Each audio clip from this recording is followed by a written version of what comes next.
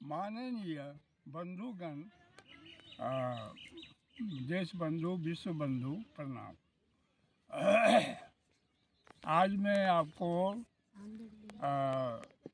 ये बता रहा हूँ कि जैसे कल बताए थे आपको इज्जत के संबंध में, तो इज्जत के संबंध में फिर आगे भी बताऊँगा। इज्जत कैसे हम प्रोड्यूस करेंगे, कैसे बढ़ाएंगे, घटाएंगे, घट कैसे घट जाता है तो फिर कैसे बढ़ाएंगे, इसके बारे में बताएंगे। और इसके पहले थोड़ा आज का समाचार हमको जो है मिला, उसके बारे में प्रधानमंत्री जी का मैसेज मिला है फेसबुक में, और उसमें हमको लगा है कि किसान लोगों के भलाई के लिए पिछले बार तो किसान सम्मान निधि से पैसा मिला 2 दिन पहले, और आज भी है कि किसान का जो है मिनिमम प्राइस जो है फिक्स हुआ है। मिनिमम प्राइस जो मूल्य का खरीफ फसल का मूल्य का प्राइस फिक्स किए हैं, और जो कि ये बहुत ज़रूरी था किसान के लिए। और किसान का उपकार जब वो शुरू किए हैं तो हमको पूरा उम्मीद है कि किसान का हर प्रकार की सुख सुविधा हमारे प्रधानमंत्री महोदय और उनके कृषि मंत्रालय या सरकार सब मिल के जरूर देंगे, और ये बहुत बड़ी सफलता होगी उनके लिए भी और हम किसान लोगों के लिए भी, जो जिसकी संख्या बहुत ज़्यादा है देश में।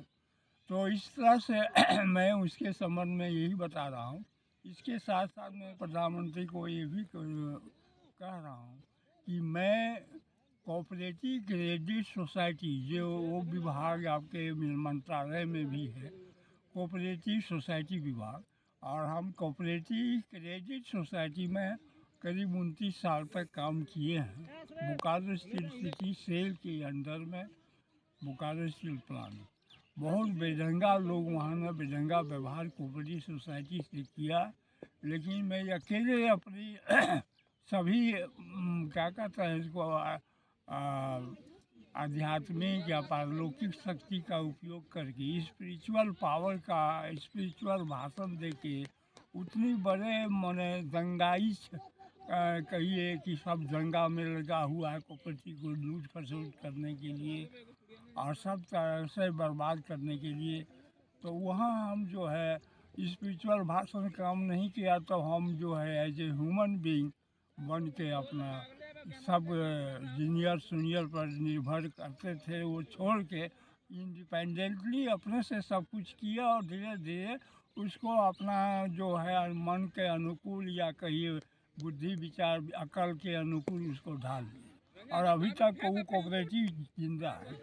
नहीं तो एक समय ऐसा लग रहा था कि 200 कोऑपरेटिव को उखाड़ के फेंक देगा सब, और जिसमें कोई सहयोग करने वाला न सेल का एमडी चेयरमैन कोई नहीं, न ऑफिसर, सब लगा हुआ है द्वंद्व अखाड़ा में।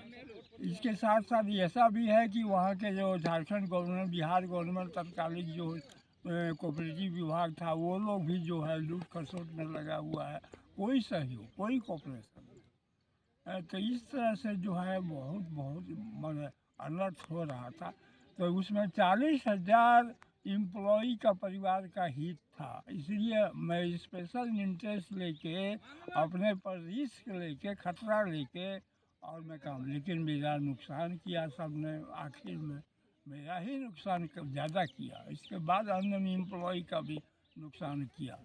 तो जो भी हो उसके बारे में भी हम प्रधानमंत्री महोदय को निवेदन करेंगे कि तो वहाँ जो पीड़ित है, संवेदनशील एम्प्लॉई है कोऑपरेटिव सोसाइटी का, अब तो सब रिटायर होकर घर चल रहा है।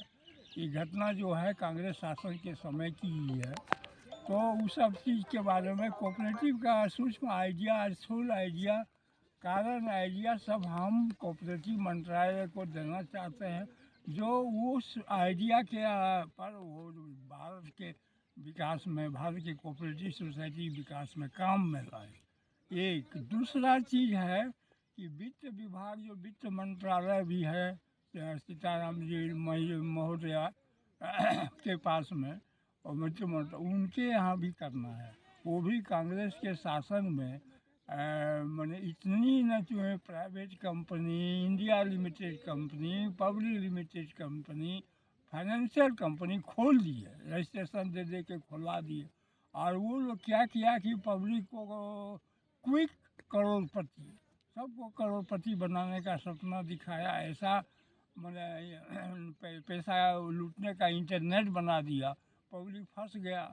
पब्लिक सब फंसते फंसते यहाँ तक कि कोऑपरेटिव नेशनलाइज बैंक में फिक्स डिपॉजिट तोड़ के और उन लोगों के फिनेंशियल इंस्टीट्यूट में, फिनेंशियल संस्था में जाके वो जमा किया। और परिणाम ये हुआ कि कोई 1 साल चला, कोई 2 साल, कोई 4 साल और सब खत्म हो गया। तो कोई 600 करोड़ लूटा, कोई 400 करोड़ लूटा, कोई 100 करोड़ लूट के और सब बंद कर दिया। क्या कहा है बंद कर दिया? वो कोऑपरेटिव रिजर्व बैंक इंडिया ने केस कर दिया है। रिजर्व बैंक इंडिया केस में 1 साल में डबल करना, 1 लाख का 2 लाख देना। कभी तो बहुत बंडर है, कहाँ से देगा, कैसे देगा। रिजर्व बैंक ऑफ इंडिया शायद क्वायरी किया तो बंद हो गया, तो बहुतों का पैसा फंस गया है। तो इस तरह व्यवस्था जो है, अब सरकार है, फाइनेंस मिनिस्ट्री है, तो आप जो मन सो कर देंगे पब्लिक को लूटने के लिए। फाइनेंशियल इतना बैंक है, बैंक रहते हुए finance, private finance, private limited, public limited, India limited, ये सब खोल करके पब्लिक ना समझ है, पब्लिक को उतना सेंस नहीं है फाइनेंस का, अकाउंट्स का। तो कैसे वो लोग फंस जाएगा। गवर्नमेंट का वो ऑडिट होता है, गवर्नमेंट का इंटर टैक्स है, गवर्नमेंट देखिए लाइसेंस दिया है, वगैरह वगैरह प्रमाण दे के और लूट लिया सबका पैसा। केस चल रहा है, लेकिन पता नहीं केस का क्या अंजाम हुआ। अभी तक वो ख़त्म हुआ कि नहीं ख़त्म हुआ। ख़त्म हुआ रहता तो मेरा भी पैसा फंसा हुआ था, तो मेरा पैसा भी वापस मिलता, लेकिन नहीं हुआ है, शायद ख़त्म। RBI को जानकारी में सब है, 300-400 कंपनियां हैं ऐसा। तो ये चीज़ हुआ। तीसरा चीज़ है कि आपको जो है मैंने सब हर हमारे गांव में एक रोड नहीं है। भारत स्वाधीन हुए में अभी लगता है कि 75 साल 76 साल से ज़्यादा हो गया, लेकिन अभी तक रोड इस गांव में नहीं है। मेन रोड जो है बहुत बढ़िया मेन रोड गया है, बहुत चौड़ा मेन रोड। उस मेन रोड से हमारा गांव का रोड जो होगा ज़्यादा से ज़्यादा 1.5 किलोमीटर 2 किलोमीटर नदी किनारे तक, गांव होते हुए नदी किनारे जाएगा। तो रोड आज तक नहीं। कितना MLA MP को वोट दिए गांव वाले ने, कितना प्रकार का हम लोग जो है इज्जत सम्मान दिए, सबको बिठाए, लेकिन किसी ने अभी तक परवाह नहीं किया। और न गाँव में रोड नहीं है, आने जाने में हम लोग पैदल चलना मुश्किल है, इतना गड्ढा उगड़ी हो गया है रोड में, टुकड़ा टुकड़ा हो गया है रोड का, सब जगह खाई गड्ढा सब हो गया।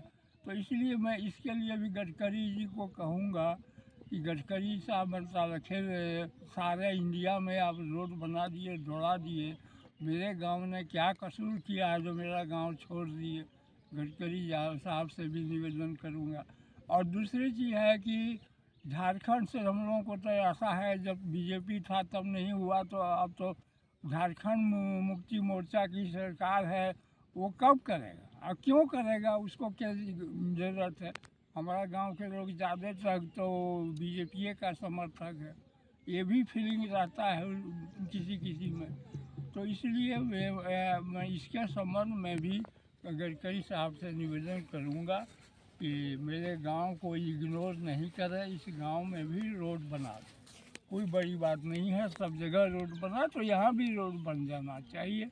और रोड बन जाएगा तो हमारे जो सम्मान है गांव का वो थोड़ा बढ़ जाएगा। कहा कि सगा संबंधी जो भी गांव आते हैं, सब आते जाते यही शिकायत करके इस गांव में रोड नहीं है, हमारा गाड़ी फंस गया, हमें आने जाने में जो बहुत दिक्कत है, तो हम लोग को अपमान लगता है। तो वो अगर रोड बन जाएगा तो हम लोग को सम्मान लगेगा, सब लोग प्रशंसा करेंगे कि ये नहीं था रोड, लेकिन अब रोड हो गया। तो इसलिए आप लोगों से निवेदन जो इसी फेसबुक के माध्यम से, इंस्टाग्राम के माध्यम से करता हूँ कि आप लोग इस सब चीज़ पर भी थोड़ा ध्यान देंगे, हमारी आवाज़ को सुनेंगे। और मैं आप लोगों की आवाज़ सुनिए रहा हूँ, आप लोगों का तो अंतर्जामी हूँ मैं, आप लोग बीजेपी वाले का अंतर्जामी हो और बीजेपी वाले का जो करना चाहिए वो अपने मन के भीतर अंतरात्मा के आत्मा के भीतर कर रहा हूँ, उसको प्रकट करने की कोई ज़रूरत, पूर्ण सहयोग दे रहा हूँ और पूर्ण सहयोग देते रहना। आप लोग भी हम लोगों पर ख्याल कीजिए। किसान का जो उपकार शुरू किए हैं, यही हमारे प्रधानमंत्री का पहला कदम जो है प्रशंसनीय कदम और सफल कामयाब कदम है। इससे बड़ा कामयाबी हम मैं नहीं समझ रहा हूँ कि 10 साल में वो कमाए किसान कर ले, जो कि वो उपेक्षित था।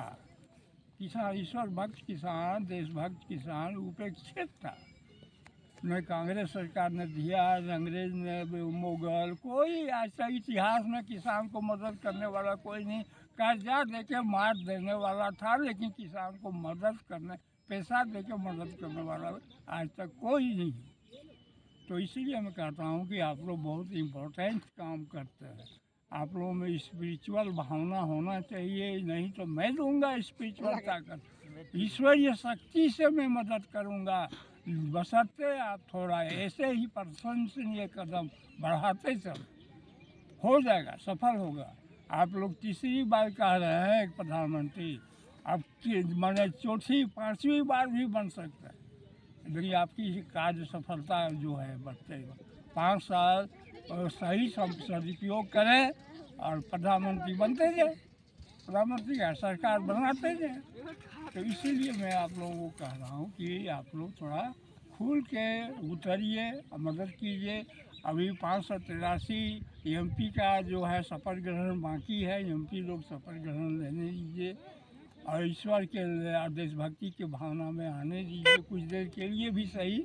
वो लोग तो शपथ ग्रहण के समय तो आएंगे ही, और इसके बाद में सुशासन सुव्यवस्था आप लोगों के सामने है। होम मिनिस्टर, डिफेंस मिनिस्टर उसके लिए तैयार है, सुशासन और सुव्यवस्था लाने के लिए। और उसके साथ साथ कुशासन कुव्यवस्था अपने भाग जाएगा। सुशासन सुव्यवस्था लागू हो कि कुशासन कुव्यवस्था खत्म हो जाए, मिट जाएगा, समुद्र के जल में मिट जाएगा, कोई जाके पानी पृथ्वी में मिट जाएगा।